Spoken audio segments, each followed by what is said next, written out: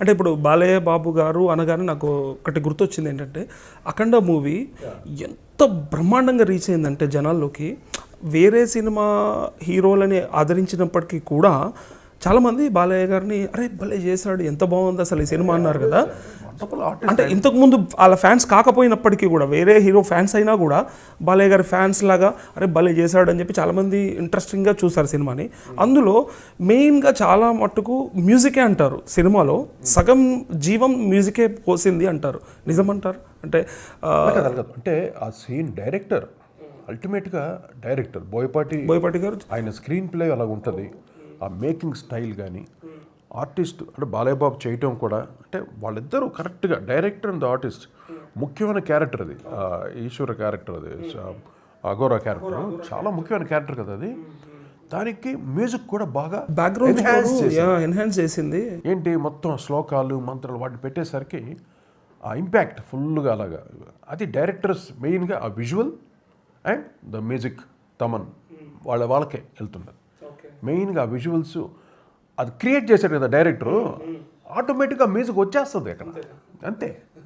దానికని మనం ఏం జుట్లు పిక్కోనక్కర్లా, ఆ ఇంపాక్ట్ చూపిస్తాడు డైరెక్టర్, విజువల్స్ ఇంపాక్ట్.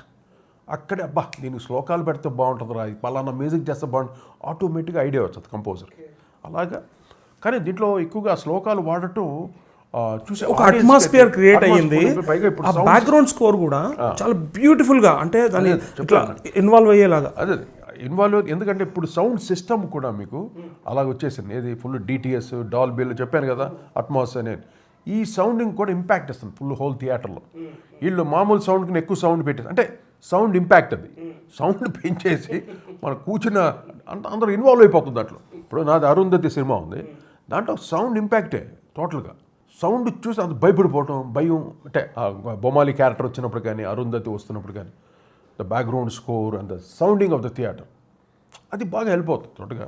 అలాగే ఆ ఖండాలో అన్నీ టోటలీ ఆయన బాలయ్య బాబు క్యారెక్టర్ మెయిన్గా, ఆ 2 క్యారెక్టర్లు డబుల్ యాక్షన్, 2 క్యారెక్టర్లు ఎక్స్ట్రాడినరీ.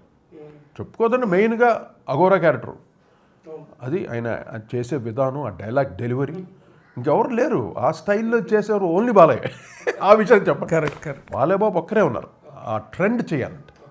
అది అక్కడ నుండి పెద్ద ఆయన ఆశీస్సులు అక్కడ నుండి వచ్చింది బాలయ్య బాబుకి. మాకు మా నాన్నగారి దగ్గర నుండి వచ్చింది ఆ ఆశీస్సులు, అంతే.